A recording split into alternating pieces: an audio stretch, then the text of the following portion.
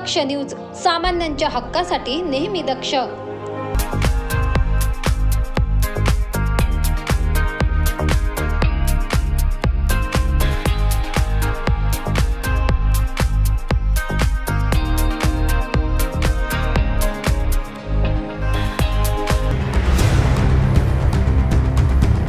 नाशिक शहरामध्ये गोवंश तस्कर आणि गोमांस विक्रीचे प्रमाण दिवसानुदिवस वाढत चालले।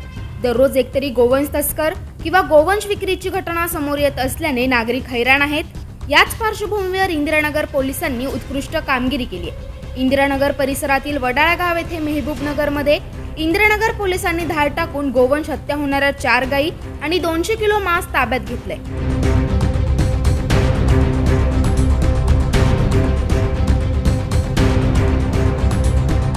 याबाबत अधिक माहिती अशी की इंदिरानगर परिसरातील वडाळा गाव येथील मेहबूबनगरमध्ये गोवंश असल्याची गोपनीय माहिती पोलीस पथकाला मिळाली होती।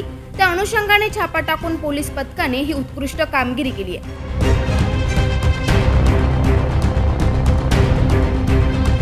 सदरची कामगिरी इंदिरानगर पोलीस ठाण्याचे वरिष्ठ पोलीस निरीक्षक अशोक शर्माळे यांच्या मार्गदर्शनाखाली डीबी पथक PSI भूषण सोनार, पोलीस शिपाई सागर परदेशी, पोलीस शिपाई जावेद खान यांच्यासह पथकाने केली आहे। इंदिरानगर पोलिसांनी केलेल्या या कामगिरीचे नागरिकांकडून कौतुक होत असून यापुढेही पथकाने अशीच कारवाई सुरू ठेवावी अशी आशा नागरिक व्यक्त करत आहेत।